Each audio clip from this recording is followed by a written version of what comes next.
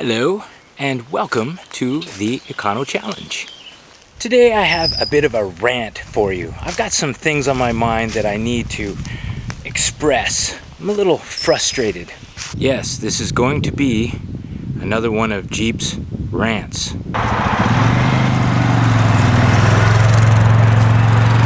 I'm in a provincial nature reserve near where I live, and it happens to be located right beside one of Canada's busiest highways. This particular one stretches from the Detroit-Windsor border all the way to the Quebec border, right across my province. So it's very close to civilization, obviously. It doesn't provide the best soundtrack for wilderness videos like the ones I like to produce.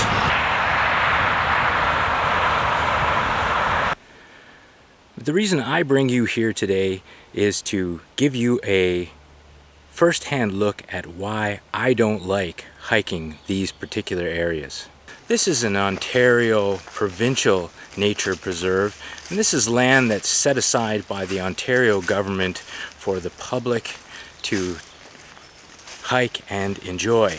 Now, as you can see by the signage that is posted at all the parking lots that lead to the trails inside this nature preserve, there are plenty of rules and regulations guiding the activity of the users of this particular area. Now, with any luck, you're going to see fairly quickly why I have a particular problem with these so-called nature preserves. This would be a fantastic, beautiful place for people to get out of their cars and go for a nice walk in the wilderness. It's close to civilization, a brilliant place to enjoy nature and get some exercise. And yet, the main users of this area are people burning up fossil fuels, polluting the air with their stinky exhaust and their noise, cruising around just to go for a ride. If you've been watching my channel for a while, then you'll note from some of my intros that I have a pretty strong opinion about ATVs and the users of them. We've got some coming up right here.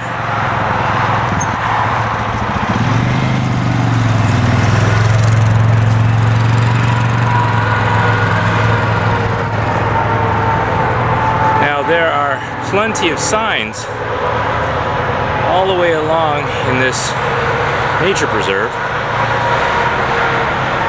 telling you that no motorized vehicles are allowed anywhere in the preserve. Yet you're going to find trails crisscrossing this place, and they are well used, as you can plainly see from this encounter. Even strategically placed boulders doesn't seem to deter them or keep them from going off the road. They'll just go around. Now, it rained yesterday, and as you can see, there are plenty of fresh ATV tracks since then, heading on past that sign straight into the park. Well, that gate won't be closed anytime soon, not without cutting down the tree that's grown up holding it open. So the gates that they have managed to install and keep closed are closed, and then of course they try and go around, so they install a physical barrier, and they just continue and they go around the physical barrier. Spectacular example of trail proliferation. So we've blocked them with the gate, and then we blocked the trail they went around the gate with rocks, and they've just gone around that. A quick check of the parking lots that are around the entrances of this nature preserve will show you that there are absolutely no ATV trailers. Yet there are lots of ATVs cruising around here on a weekend, which tells me that it's the locals, the people that live around here, the people that know about this park and know about the rules that are breaking them and keeping these trails going. Now, when I was younger and being taught about hiking, one of the things that they talked to us about was trail maintenance. So anytime I would get to a part of the trail that was really muddy like this, one thing is you tried to make sure that you didn't make it worse. And if it was really bad and you had the time, you stopped and you built some corduroy road. And that was your way of giving back to the trail system and giving back to the other trail users. And if everybody did their little bit, then we could keep these trails maintained, protect the environment, and allow many users to continue to enjoy it in the future.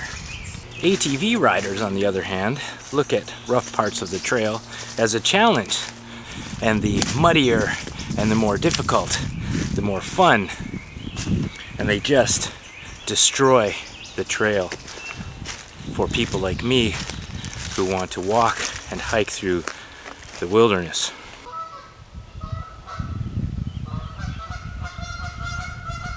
Now, we do have Ministry of the Environment officers. They do a fairly decent job regulating the hunting and fishing that goes on in our wild spaces.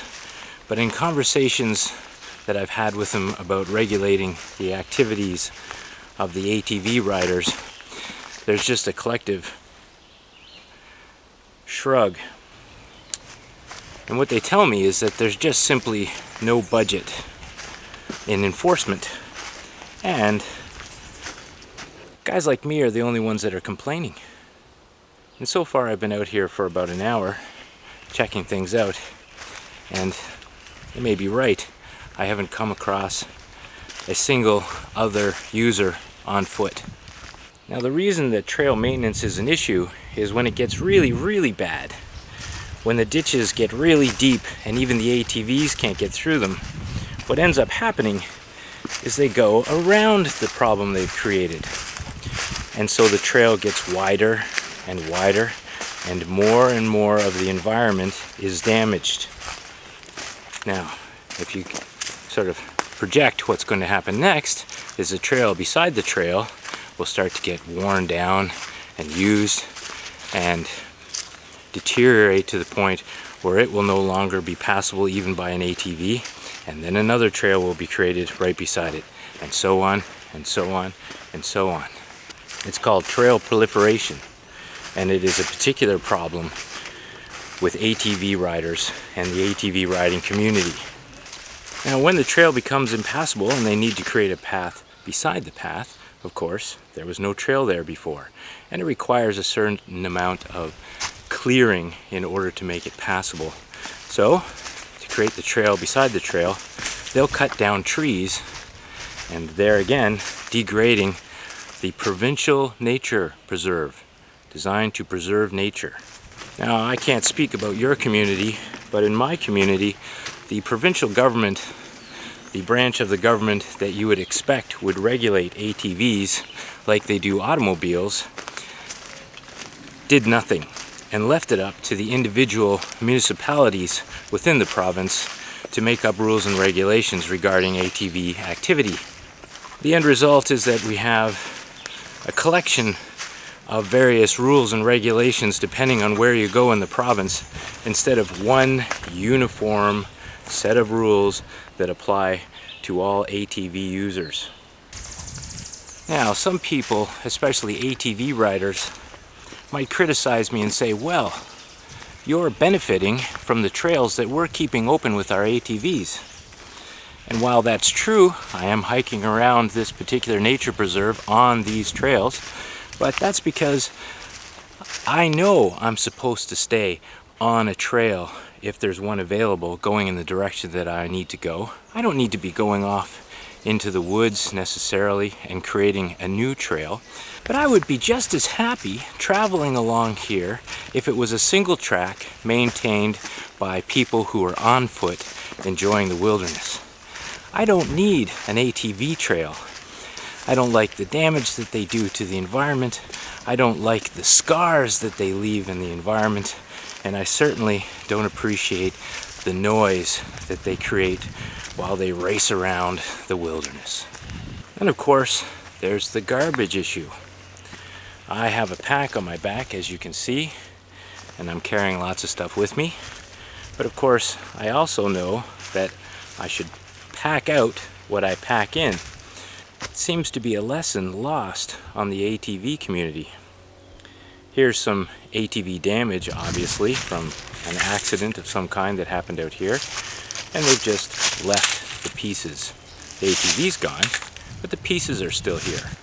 Now, I would never think of carrying a coffee from a coffee shop this far along a trail into the wilderness, but an ATV, not a problem. They even have cup holders for them. Another reason that I have a problem with nature preserves like this one is a garbage problem, and not careless hikers or users just throwing down a piece here and a piece there, but full-scale garbage dumping. Ever since the government started charging for pickup, people have decided to take matters into their own hands, and one of their favorite dumping grounds are these provincial nature preserves. I'm going to go out on a limb here and say that it's locals that are doing this because they know the nature preserve is here and it's close by, and they also happen to know that there is no enforcement. Nobody's going to catch them, nobody's going to find them. In other words, they know they can get away with it.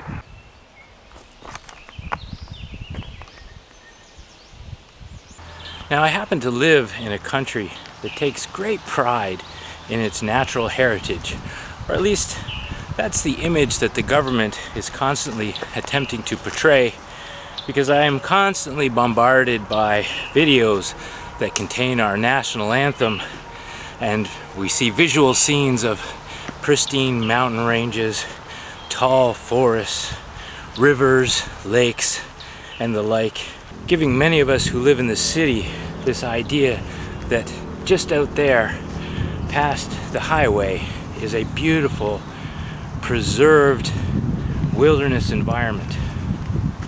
It's also for the tourists too, isn't it?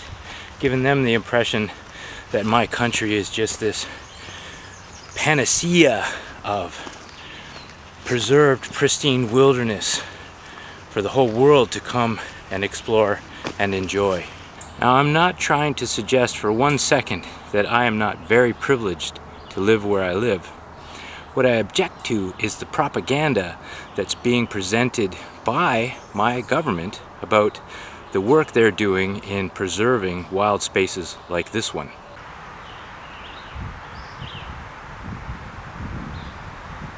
It's quite obvious to me in the now 2 hours I've been hiking around these woods that the signs that they've posted saying no motorized vehicles are obviously not working. So we need to do more to preserve these trails for people like me who want to enjoy the natural environment on foot. If there's no budget for enforcement, then let's budget some money for enforcement. Now, of course, immediately you'll see comments underneath this video talking about the high taxes we already pay, and if it means higher taxes, no way. I mean, when you really think about it, we're not creating any more wild spaces. All we can do now is preserve the few wild spaces that we have left. But I'm not one to just get out here and rant and rave and do nothing. I actually have an idea about what we could do to change things. To be legal, ATVs need to be registered and licensed, which means they have to display a license plate. I also happen to know that there is a fine that goes along with being caught off the main road on these trails with your ATV. So what I'm suggesting is that you simply give me the money from the fine that you collect if I provide you with evidence, clear evidence, video evidence of the people who are breaking the rules. Then you would be providing financial incentive to all the people who care passionately about what is happening to these so-called preserved wild spaces. It's not enough to set aside the property, put up some signs and say, now we've created a nature preserve. We need to do more.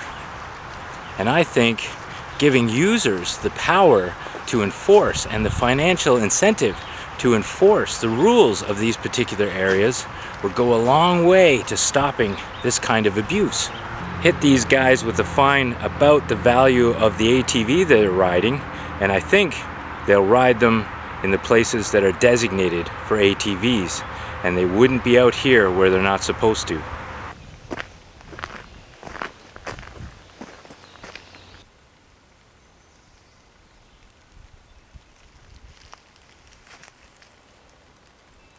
Well, that's it for this episode. Thank you very much for watching, and thank you for allowing me to vent my frustrations. I really appreciate your views. I'm really looking forward to reading your comments and suggestions down below, and we'll see you again in the next video. Bye for now.